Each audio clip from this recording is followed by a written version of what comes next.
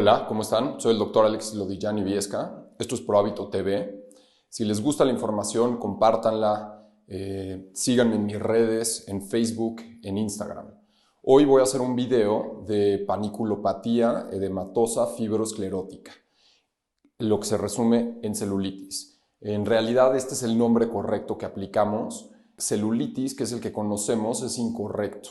Realmente celulitis se refiere a una inflamación o infección a nivel celular, sin especificar dónde. Seguramente están preguntando cómo los doctores, cómo los médicos llegamos a estos nombres. Se los voy a explicar nada más así por pura curiosidad. Hace mucho tiempo todos los doctores llegamos a un acuerdo, a mí no me invitaron a esa junta, ya fue hace mucho tiempo, que todo lo íbamos a hacer en latín y griego para que todo Occidente nos pudiéramos entender en las diferentes patologías, fisiología, etcétera, etcétera. Entonces, medicina está en latín y en griego, no importa en el país que lo estudies. Entonces, panículo se refiere a panículo adiposo, es decir, el tejido de grasa que tenemos. Patía es enfermedad, entonces enfermedad de tejido adiposo.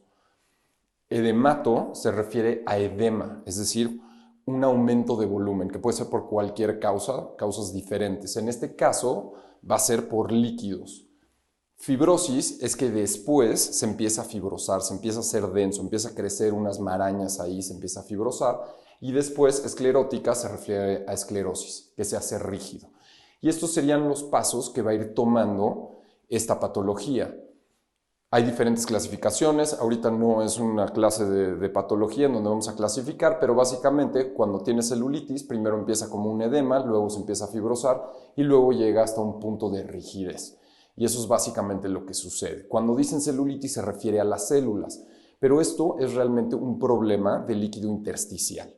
Tenemos líquido dentro de las células, ¿sí? En el citoplasma, tenemos líquido circulando por la sangre, creo que todos lo hemos visto, es líquida, y tenemos líquido entre las células, ese líquido se llama líquido intersticial. Y esos son los tres líquidos que están en nuestro cuerpo. Y esta patología está enfocada, o bueno, deriva de el líquido que está entre las células, específicamente en el área de cadera en las mujeres. Muy probablemente haya muy pocos hombres viendo este video, que por cierto, este es el video en el que se van a poder meter aquí al link y descargar, bueno, más bien meterse para ver un video de un shake verde. Entonces, este es el video. Ahora, ¿qué sucede? Porque todas están preguntando, ¿qué es lo que pasa? ¿Por qué yo tengo celulitis y la otra no? Etcétera, etcétera. Al principio lo que pensábamos es que había una insuficiencia venosa y una insuficiencia linfática, es decir, el corazón bombea sangre, viaja a través de las arterias, que las arterias están forradas de una capa muscular para que fluya todavía mejor la sangre, y luego cuando llega hasta las arteriolas, ahí se hace un intercambio a las vénulas y luego regresa esa circulación venosa al corazón para otra vez bombearse por pulmones, oxigenarse y nutrir el cuerpo. ¿Ok? Esto es básicamente sistema circulatorio, ya hice un video de eso, véanlo y van a saber lo que sucede.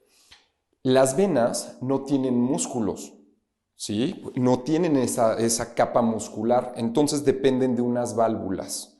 Y esas válvulas empujan la sangre hacia arriba para regresarla otra vez al corazón. Y en un principio dijimos, pues es una insuficiencia venosa y entonces pues no está regresando la sangre y entonces se está quedando ahí, se está generando un edema, se queda en estasis, es decir, se estanca ese líquido, no regresa. Y luego nos empezamos a dar cuenta que realmente no dependía de la circulación, sino que después eso era lo que se afectaba. Primero lo que sucedía es que era un problema del intersticio, de entre las células. Y nos empezamos a dar cuenta por qué. Porque se presentaba en cambios hormonales. Esto al final es un síndrome endocrino metabólico. Y se detona, por ejemplo, en la pubertad, en el embarazo, en la menopausia, cuando las mujeres engordan o tienen obesidad. Todo esto va a tener una relación endocrina, es decir, con las hormonas. Y entonces primero sucede un cambio hormonal o un problema hormonal y luego, ya que empieza este problema, ya empieza a haber los problemas en sistema linfático, en sistema venoso y entonces por eso pueden tener varices. Entonces, Se manifiesta en pubertad, en embarazo, en menopausia y cuando aumentas de peso. Ahora, yo sé que ahorita lo que les importa es, bueno, sí, doctor, ya nos dijo todo esto, ¿qué pasa? ¿Por qué yo tengo la piel de la cadera, de los muslos, con esta textura de piel de naranja? Eso es básicamente como lo definimos, como lo conocemos, así a plena vista. Piel de naranja o cualquier cítrico. Esas, digamos que hendiduras que se generan en la piel, y eso es lo que, o sea, digamos que pierde la estética de la piel. Entonces, para entender esto, tenemos que ver un poco de anatomía. Y no se me desesperen, súper sencillo. Esto es mi mejor dibujo. Bueno, en realidad esto yo no lo inventé, esto es un Picasso, él lo hizo en 3 trazos, yo lo copié. Pero, como pueden ver, aquí tenemos nalga, tenemos el muslo externo, y esto básicamente está compuesto, estas fibras de aquí es el músculo. El músculo está forrado por una fascia. El músculo no nada más está ahí flotando, tiene una fascia, y esta específicamente es la fascia lata y es una de las más poderosas y la tenemos aquí. Y si se tocan, se siente durísimo. Y todos los músculos están envueltos por una fascia. Después de la fascia tenemos el tejido celular subcutáneo y después tenemos la piel. En el tejido celular subcutáneo, la grasa, tenemos adipocitos. Los adipocitos ya quedamos que son las células que acumulan grasa. Es decir, todos nacemos con cierto número de adipocitos y conforme le vamos metiendo comida, reserva energética, o sea, grasa, van creciendo. Entonces, cuando tienes adipocitos aquí, que los tienen genéticamente, las mujeres tienen una concentración mayor de adipocitos en la región de cadera y aparte son hormonodependientes, porque cuando eras una niña, pues estabas plana y de repente cuando empieza la pubertad empiezan a reaccionar estos adipocitos y a acumular grasa. Y entonces se quedan, digamos, como órganos diana, células diana para las hormonas.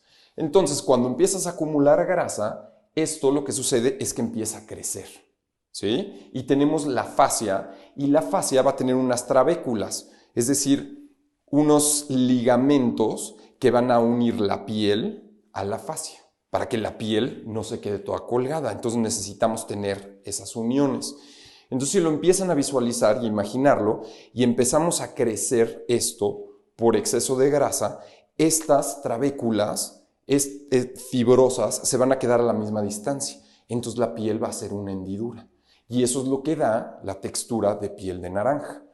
Ahora, la pregunta obvia sería, ¿y cómo lo resuelvo? ¿Y por qué pasa?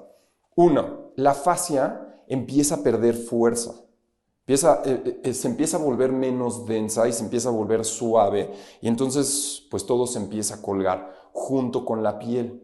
¿Por qué? Por reacciones hormonales.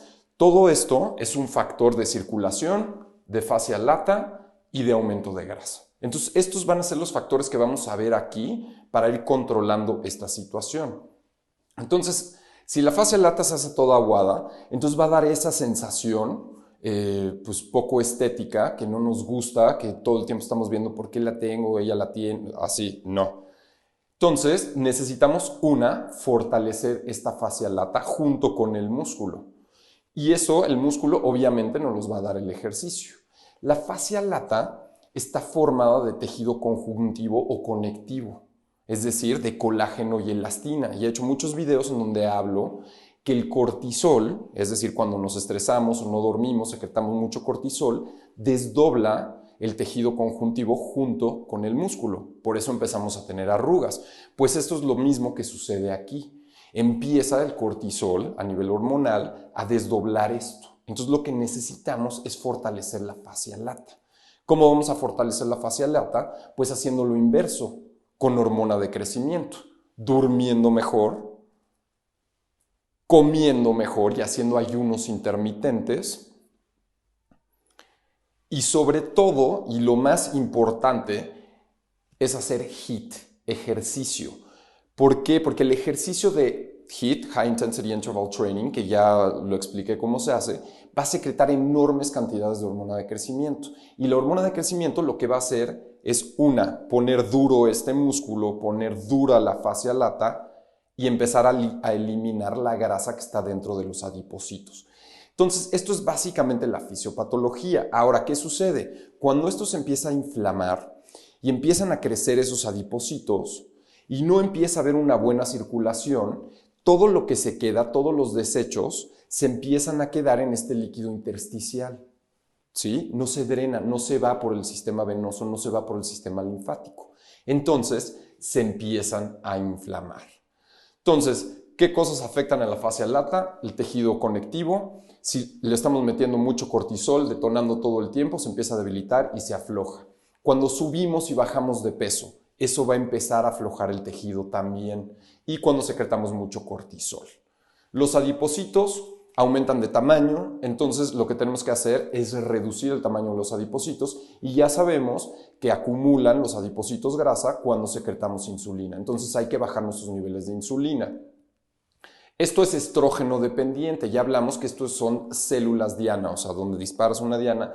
Cuando secretas muchos estrógenos, estás hiperestrogénica, va a llegar todo ahí y estas van a empezar a reaccionar y a acumular más grasa. Los estrógenos acumulan grasa, por cierto.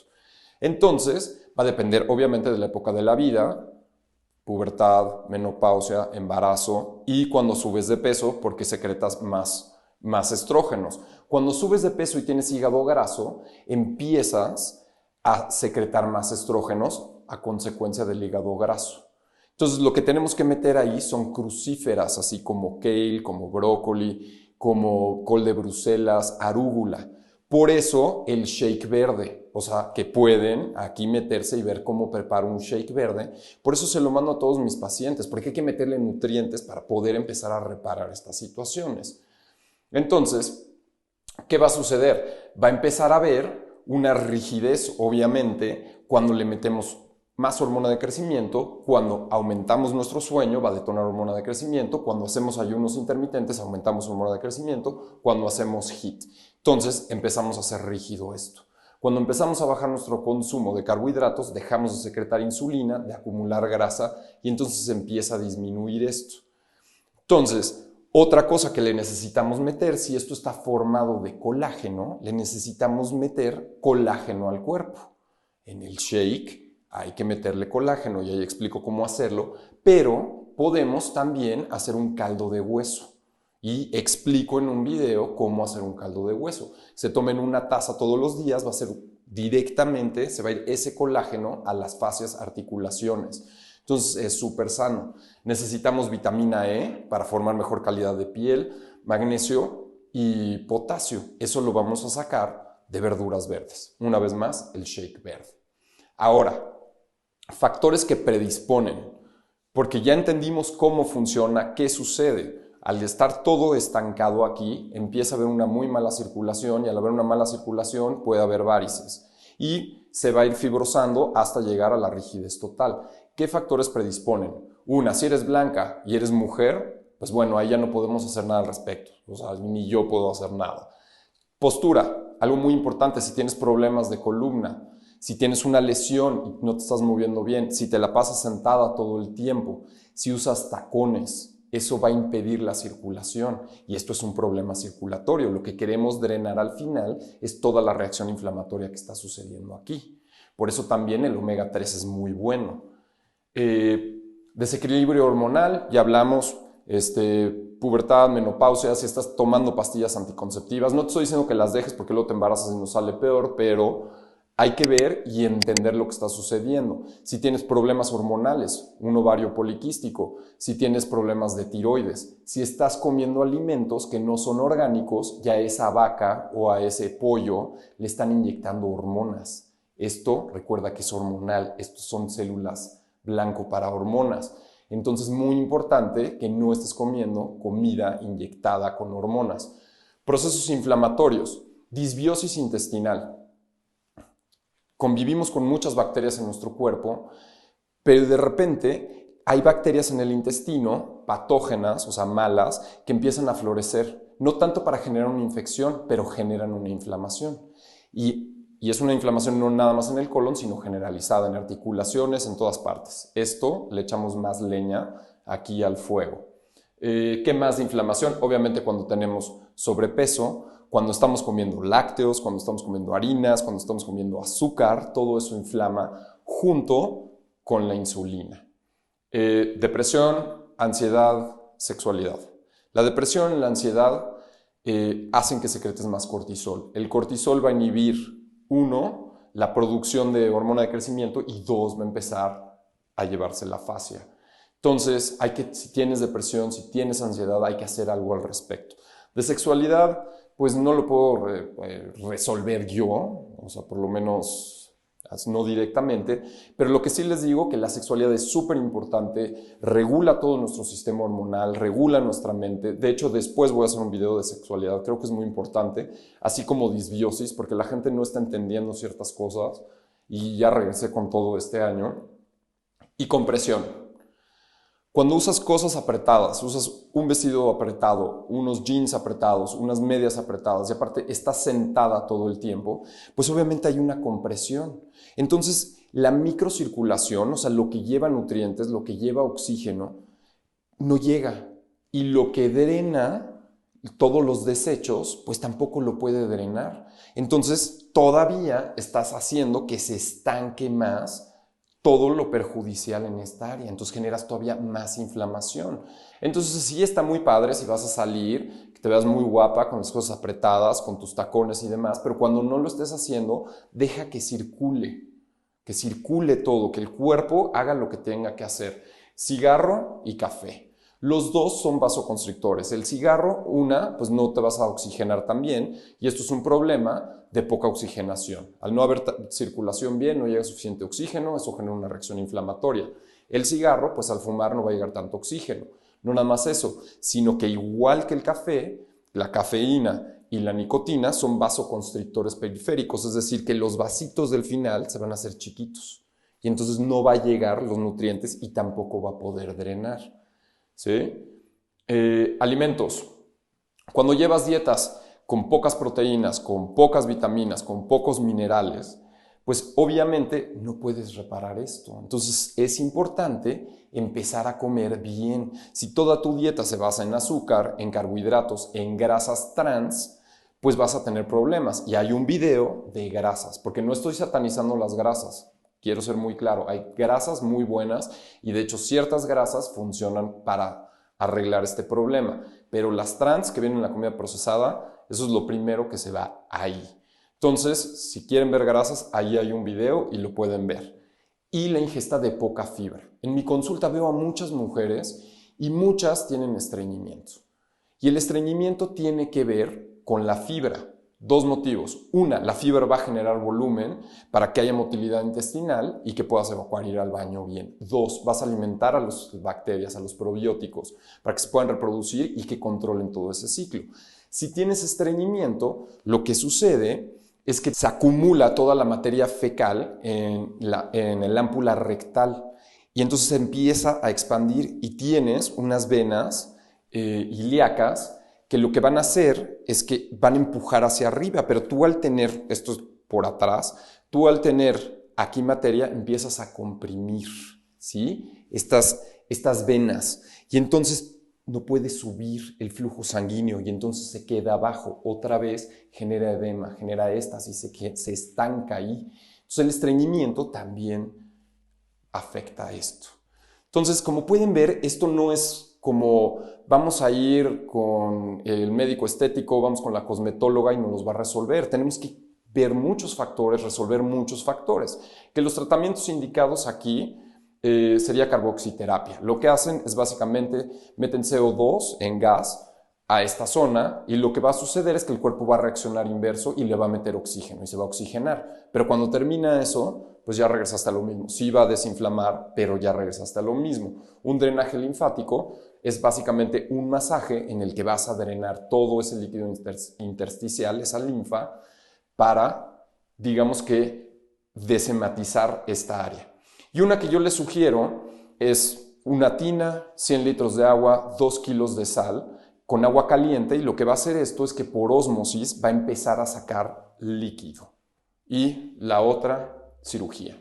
Espero les guste, les sirva, compartan, síganme en mis redes, en Facebook, en Instagram y métanse a ver el shake verde. Los veo en el siguiente video. Yo soy el doctor Alexis Lodi.